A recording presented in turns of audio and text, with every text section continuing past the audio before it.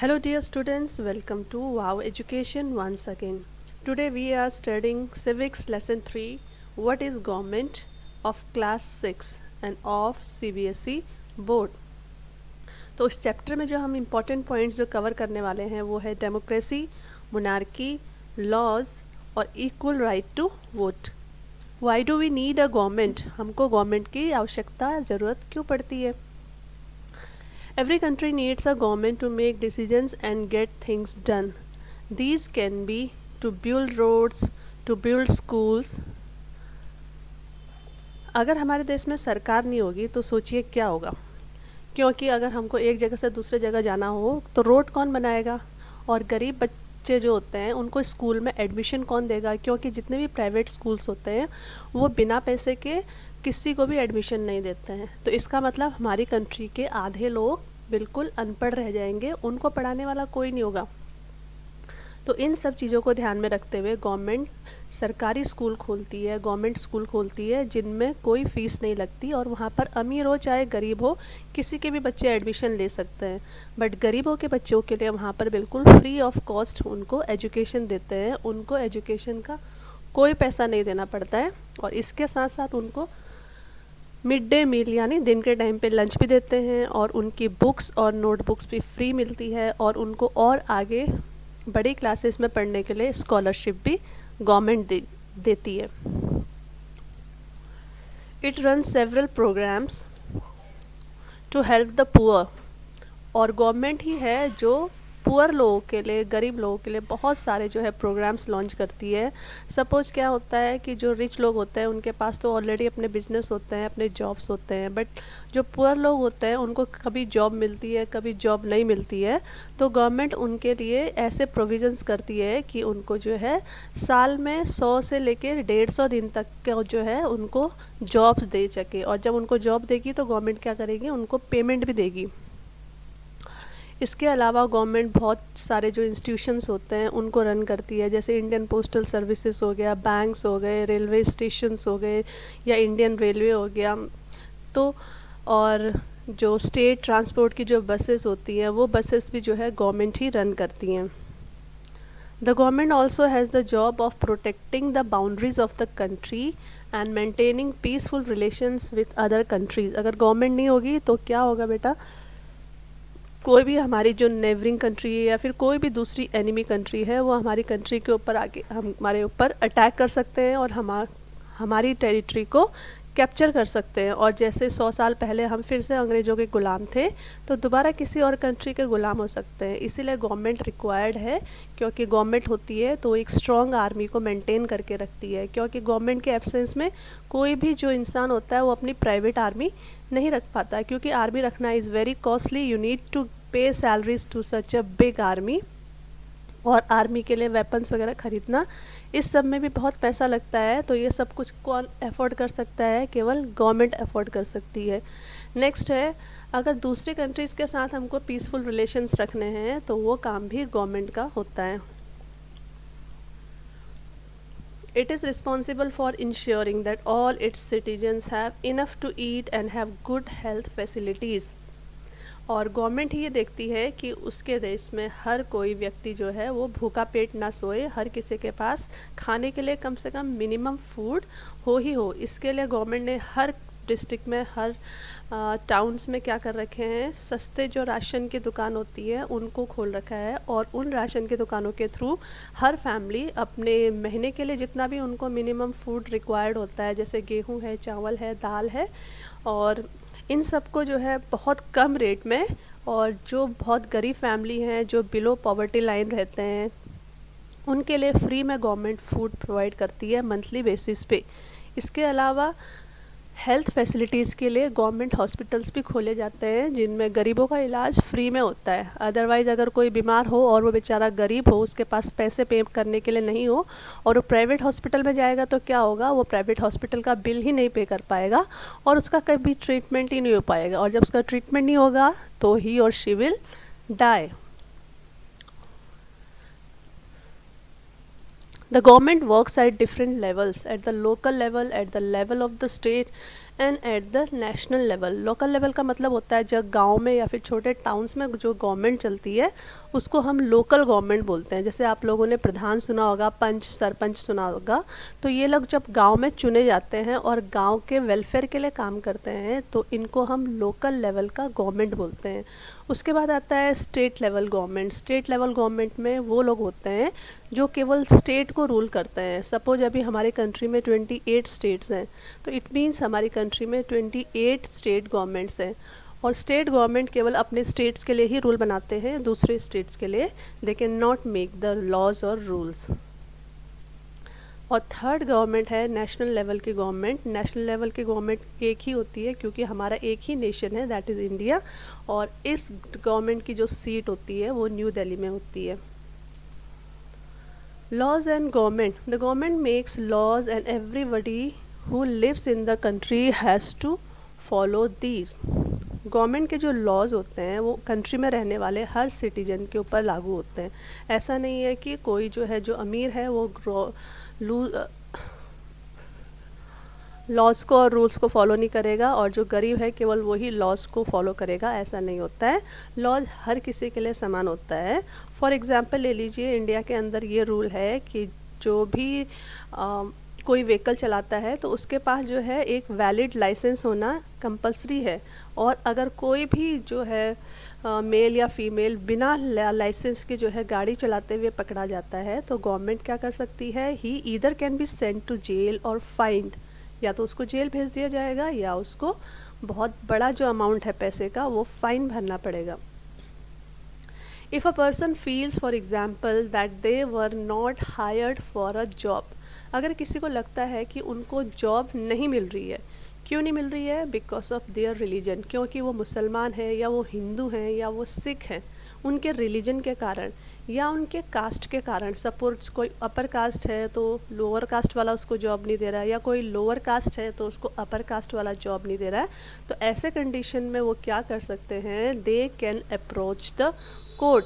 वो कोर्ट जा सकते हैं और कोर्ट में जो है अपनी कंप्लेन लिखा सकते हैं और बाकी आगे की जो कार्रवाई होती है वो कोर्ट करती है। Some examples of institutions that are part of the government are the Supreme Court, the Indian Railways, etc. तो ये जो कुछ इंस्टीट्यूशंस हैं जो गवर्नमेंट ऑफ इंडिया के द्वारा रन होते हैं, इसके अलावा भी बहुत सारे और कंपनीज हैं जो इंडियन गवर्नमेंट चलाती है। टाइप्स ऑफ गवर्नमेंट, सबसे पहले है डेमोक्रेसी। अब डेमोक्रेसी क्या होती है, democracy is by the people, for the people end of the people. It is the people who give the government this power. Government को इतनी सारी पावर कहाँ से मिलती है बेटा, इतने सारे रूल्स बनाती है, इतने सारे वेलफेयर प्रोजेक्ट्स लेके आती है और इतना ज़्यादा गवर्नमेंट के पास है कि वो सबके लिए फूड प्रोवाइड करती है, हेल्थ प्रोवाइड करती है, एजुकेशन प्रोवाइड करती है। तो ये सारा पावर और मनी गवर्नमेंट के पास कहाँ से आ रहा है, पावर और मनी दोनों ही हम पे कर रहे हैं गवर्नमेंट को। हम गवर्नमेंट को पावर देते हैं अपने वोट से। जब हम वोट देते हैं तभी तो गवर्नमेंट चुनी जाती है और उसके बाद जब गवर्नमेंट चुनी जाती है तो गवर्नमेंट को हम टैक्स पे करते हैं और वही टैक्स से जो है गवर्नमेंट हमारे लिए वेलफेयर प्रोजेक्ट्स यूज़ करती है। और एक बार इलेक्टेड हो जाती है गवर्नमेंट तो government has to explain its action and defend its decision to the people. तो गवर्नमेंट जो भी एक्शन लेती है, ऐसा नहीं कि वो कुछ भी अपने मन मर्जी से कुछ भी एक्शन ले लेगी और वो जो है हमेशा उसकी गवर्नमेंट चलती रहेगी। गवर्नमेंट अगर कुछ भी गलत एक्शन लेती है तो तुरंत पूरे देश में क्या होता है, उसके खिलाफ लोग नारे लगाने लग जाते हैं, आंदोलन करने लग जाते हैं, प्रोटेस्ट करने लग जाते हैं। इसीलिए गवर्नमेंट कभी भी कोई गलत कदम नहीं उठाती है और अगर उठाती है तो उससे पहले उसको 10 बार सोचना पड़ता है और उसको जो है नेक्स्ट बार जब इलेक्शन होता है तो उसको कोई भी पब्लिक वोट नहीं देती है और वो पार्टी दोबारा से गवर्नमेंट नहीं बना पाएगी। नेक्स्ट टाइप ऑफ गवर्नमेंट है मोनार्क। मोनार्की क्या होता है बेटा, जब किंग और क्वीन का शासन होता है या रूल होता है किसी कंट्री में और सारे डिसीजंस उस कंट्री के लिए बस किंग या क्वीन ही लेते हैं, तो ऐसी गवर्नमेंट को हम मोनार्की बोलते हैं। और इसके एग्जाम्पल हैं Saudi Arab and Bahrain. Matters with जो मोनार्की होता है वो अपने चारों तरफ कुछ लोगों का जो एक है ग्रुप बना के रखता है, उनसे एडवाइस लेने के लिए, उनसे डिस्कस करने के लिए, बट जो फाइनल जो डिसीजन होता है वो हमेशा राजा का होता है। Kings and queens do not have to explain their actions or defend the decisions they take. King और क्वीन को जो भी उन्होंने एक्शन किए होते हैं, जो भी उन्होंने डिसीजंस लिए होते हैं, वो ये सोच के नहीं लेना पड़ता है कि whether it will be liked by the citizens और नॉट। सिटीजन चाहे लाइक करे या ना लाइक करे, उनको वो डिसीजन पसंद है तो वो उस कंट्री में लागू होंगे ही होंगे। तो इसीलिए मोनार्की में आप जो है अपने राजा या रानी के अगेंस्ट कुछ बोल नहीं सकते हैं, इसलिए मोनार्की एक अच्छी गवर्नमेंट नहीं मानी जाती है।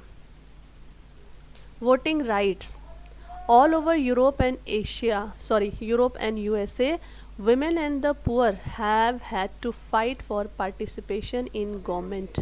आपको पता है जो वोटिंग देने का जो राइट है वो पहले के टाइम पे विमेन और पुअर को बिल्कुल भी नहीं था। फिर उनको जो है वोटिंग के लिए, अपने राइट्स को पाने के लिए बहुत लंबी लड़ाई लड़नी पड़ी और बहुत बड़ा उनको आंदोलन करना पड़ा। Women's struggle to vote got strengthened during the First World War. जो वुमेन का स्ट्रगल था वोट पाने के लिए मतलब उनको वोटिंग राइट चाहिए था। जब भी वोट होते थे, इलेक्शंस होते थे, तो केवल जो रिच मैन होते थे किसी भी कंट्री के, केवल उनको ही वोटिंग का जो है सिस्टम अलाउड था। बाकी वुमेन के लिए कोई वोट नहीं थे, वो ना इलेक्शन में लड़ती थी ना इलेक्शन वो अपने वोट कास्ट कर पाती थी। तो फर्स्ट वर्ल्ड वॉर में क्या हुआ, यूरोप और अमेरिका के बहुत सारे जो मेल मेंबर्स हैं वो सब के सब जो है वॉर में चले गए। बहुत ज़्यादा जो है बहुत कंट्रीज़ की आपस में वॉर लगी हुई थी, तो पूरी कंट्रीज़ ऑलमोस्ट जो है खाली हो गई थी, घरों में किसी के भी ज़्यादा मेल मेंबर नहीं थे। तो ऐसे टाइम पे पूरी यूएस और यूरोप की जो वुमेन थी उन लोगों ने अपना घर भी संभाला और अपने आसपास की सोसाइटी को भी संभाला और अपने देश को भी संभाला। तो तब उनको रियलाइज़ हुआ कि वो केवल जो है घर ही नहीं चला सकती हैं बल्कि घर के बाहर भी अच्छे से वो चला सकती हैं। तो ये सोच के उन लोगों ने अपने वोटिंग राइट्स की डिमांड की और बहुत बड़ा उन्होंने मूवमेंट किया। ये यूरोप के हर कंट्री में ये मूवमेंट फैल गया और इस मूवमेंट को विमेंस सफ्रेज मूवमेंट बोला गया। Now you know what is suffrage. Suffrage का मतलब होता है वोटिंग राइट। जब आपको वोटिंग राइट मिलता है तो इसका मतलब आपको सफ्रेज मिल गया है। American women got the right to vote in 1920 और फाइनली जब उन लोग का आंदोलन बहुत लंबा चला और वो लोग हार ही नहीं, तो गवर्नमेंट ने उनकी बात मान ली और उनको वोट करने का अधिकार दे दिया, उनको वोट करने की परमिशन दे दी। कब दी? अमेरिका में ये हुआ 1920 में, और while women in the UK got it in 1928। और जो यूके यानी इंग्लैंड की जो महिलाएं थी उनको ये वोटिंग राइट मिला 1928 में।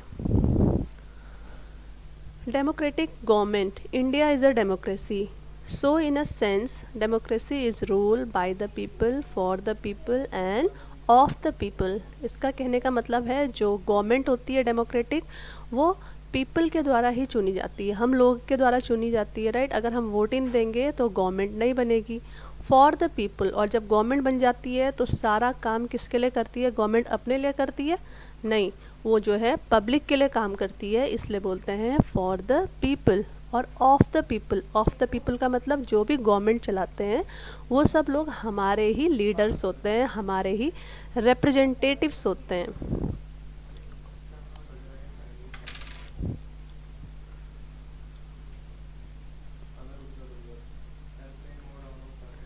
In representative democracies, people do not participate directly, but instead choose their representatives through an election process.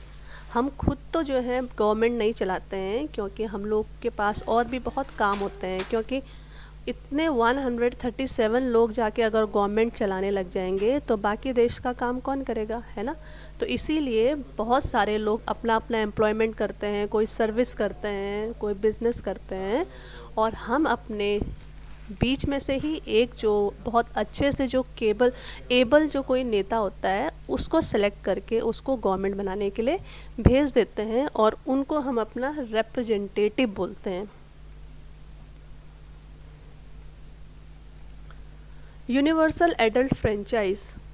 It allows what is known as universal adult franchise, which means that all adults in the country are allowed to vote. इसका मतलब होता है किसी भी country के जितने भी adult लोग हैं उनको वोटिंग राइट प्राप्त है। एडल्ट का मतलब क्या होता है, इंडिया के अंदर वोटिंग राइट 18 साल होने के बाद हर किसी को मिलता है।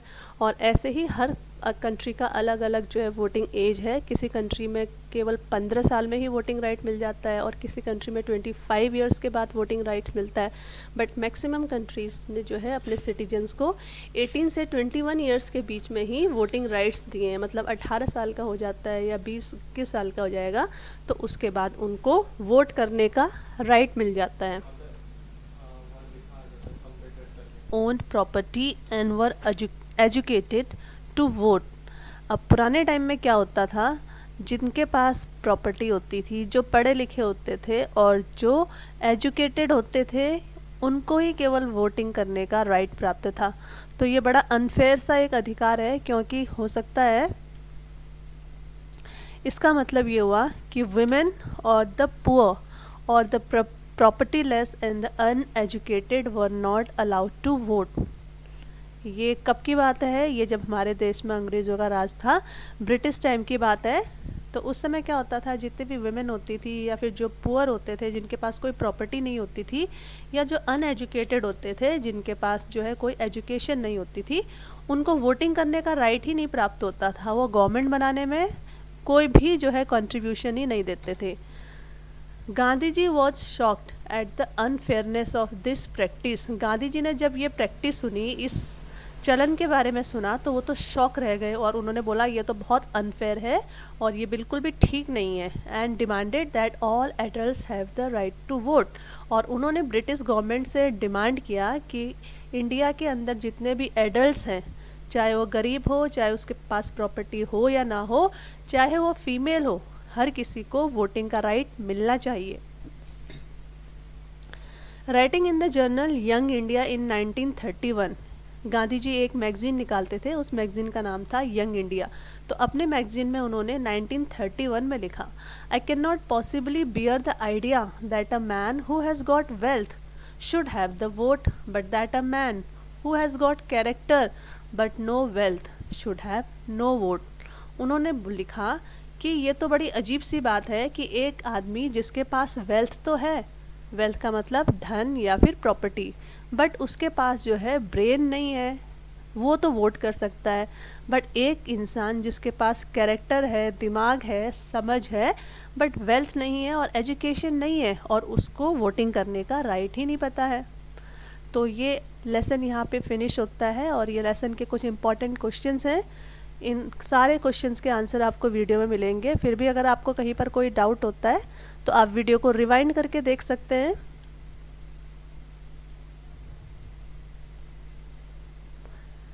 Thank you, and please like the video and subscribe our channel, Wow Education.